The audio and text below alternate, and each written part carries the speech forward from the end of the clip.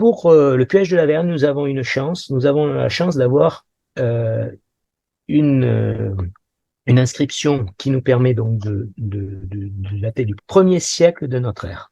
Alors l'objet, c'est cette fameuse plaque. C'est une plaque de gneiss, splendide. La date est déjà donnée par ses dimensions. Elle est rectangulaire. Elle mesure en largeur 45 cm. Elle mesure en hauteur un peu plus de 29 cm. Ce sont exactement, j'allais dire au millimètre près, la taille de un pied et demi, une coudée en largeur, romaine, les dimensions romaines, et en hauteur, c'est un pied romain.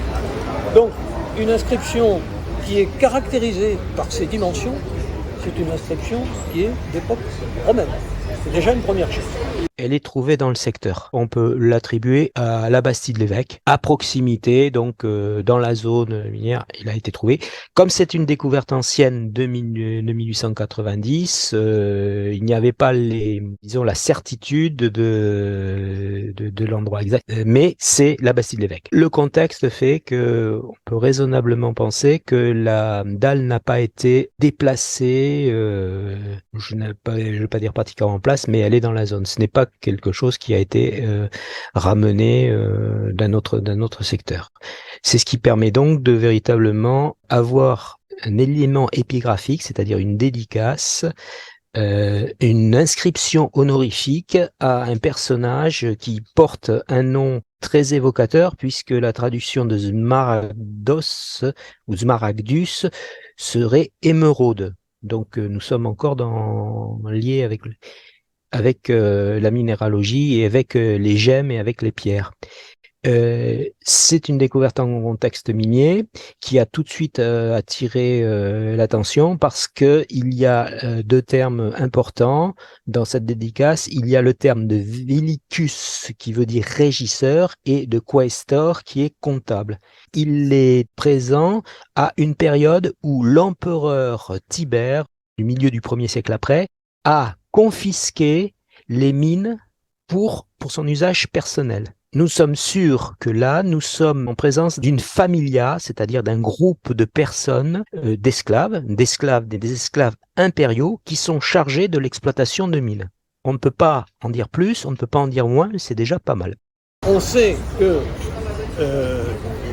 l'Empire, les deux premiers empereurs, Auguste et plus encore Tibère à partir de l'an 14 de notre ère, sont des gens qui se sont emparés au nom de l'Empire, et aussi pour leur intérêt personnel et familial, de la famille impériale, donc, ils se sont emparés de bon nombre d'exploitations minières et métallurgiques, que ce soit en Gaule, notamment en Gaule du Sud, chez les Rutènes notamment, et en Espagne, bien sûr, c'était l'Espagne, l'Hispanie, qui était la région où les mines d'or, d'argent et quelques autres étaient le plus exploitées. Et il existait, au moment où l'Empire commence à mettre la main, c'est-à-dire au tournant de notre ère, commence à mettre la main sur ces régions, il existait une société, societas en latin, societas rutenensium, donc une société de Rutènes qui, au nom de la cité des Rutènes, dont la capitale était Rhodèse, Segodunum, Rhodèse, eh bien,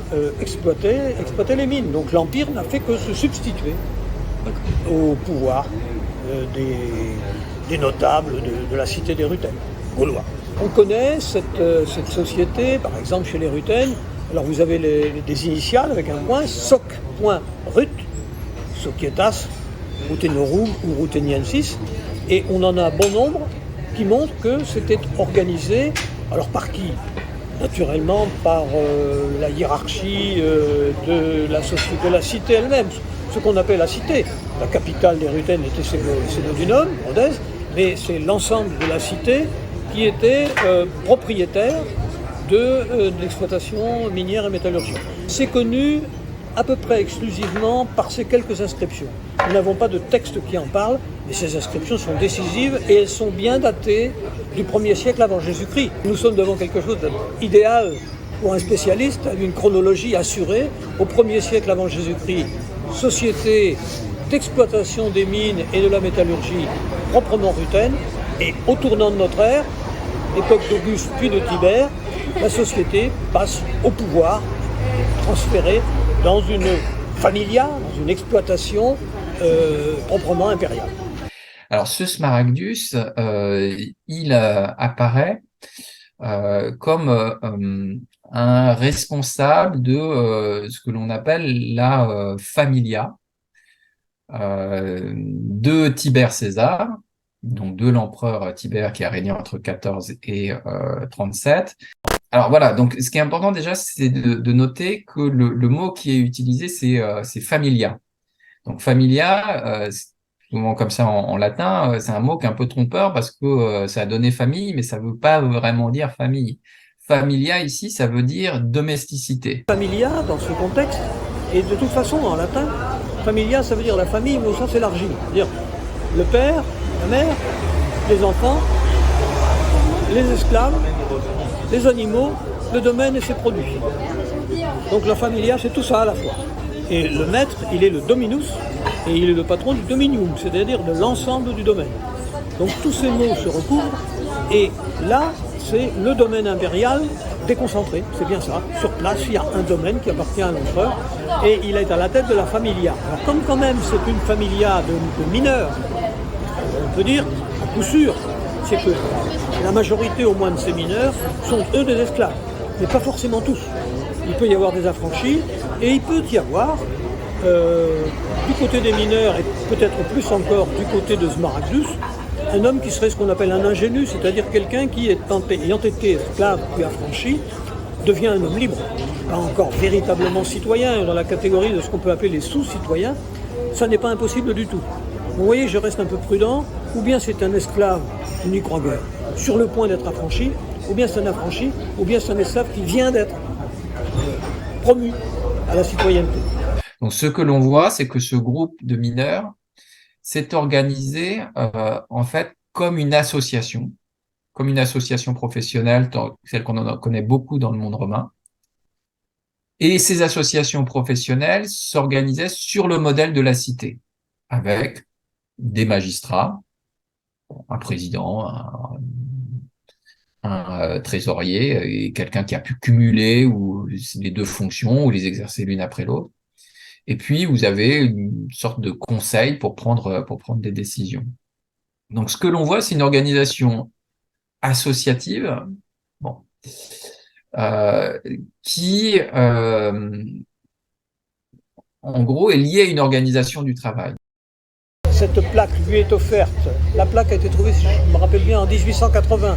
Et celui qui l'avait découvert avait pas mal commenté. Il avait noté qu'elle avait été trouvée juste au-dessus de l'entrée d'une galerie de mines ancienne, disait-il. Ben oui, une galerie de mines d'argent, propre à l'exploitation par les Rutènes, qui était devenue exploitation impériale.